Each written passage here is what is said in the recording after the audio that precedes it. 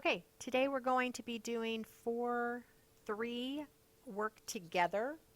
Since I'm not there to do it with you, I'm going to do it in the video so that you can make sure you've got all the right answers. So we'll just go ahead and click on it to open it up.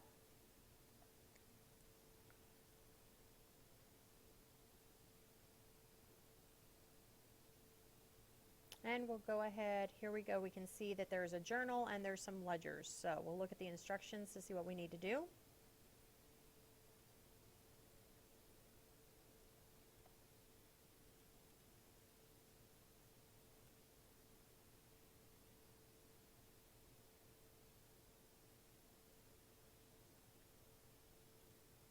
There we go.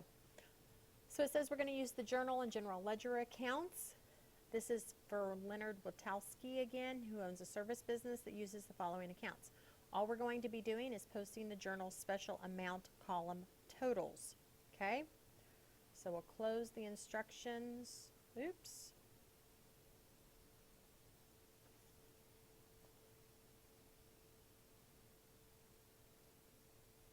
Okay, so here is our special columns.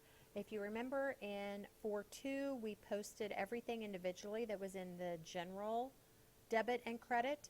So today we're only working on the sales credit and the cash debit and credit, our special columns.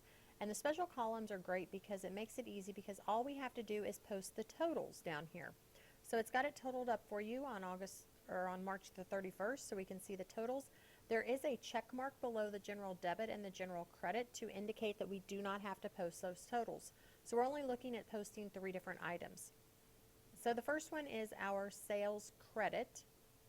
And so we're going to go down to our general ledger, go to the sales general ledger.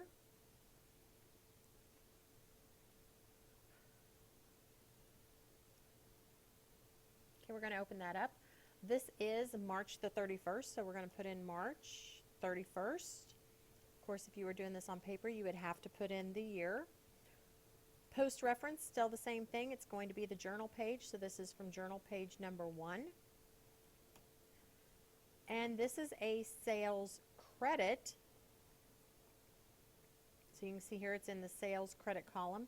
Sorry, my mouse is very jerky today. And it's for $838. So we're going to come down here and go to the sales credit column and put in the $838. Okay, if you remember from yesterday, we must do the balance.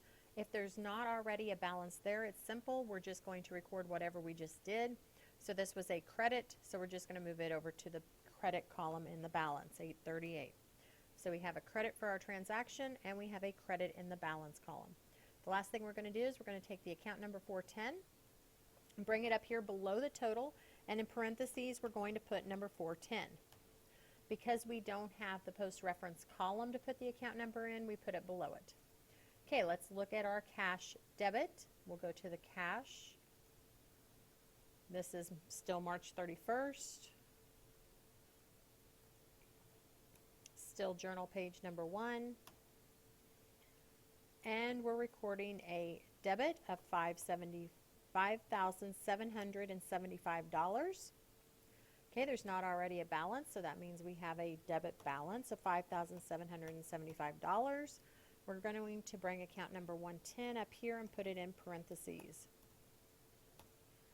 Okay, cash credit. Same thing. Still the 31st. Still account number 1. This is a credit of $2,085. Now for the balance. It's going to get a little trickier. So we need to calculate what our balance is because there's already a balance. Well, we had a debit balance, and now we have a credit transaction. So I said that if you have opposite things, so we had a debit and now we have a credit, we have to subtract. So we're going to go ahead and do the math and subtract $5,778 minus $2,085, and I got $3,693. Now, is it going to be a debit or is it going to be a credit? There's 2 ways I know. First of all, my debit number here was bigger than my credit number here, so I know it's going to be a debit.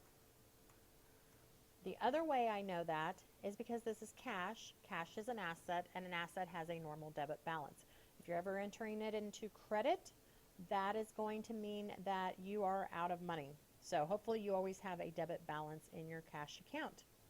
Come back up here and we're going to put in parentheses the 110. And that's all there is to this problem. So go ahead and do your 4-3 on your own. Make sure you've got it correct. And then go to your 4-3 application problem. There is a handout for you with this already done so that you can put that into your notebook. I printed it out. So once you have this finished, you can get that handout. And I've also created some things that you're going to want to put in your notes for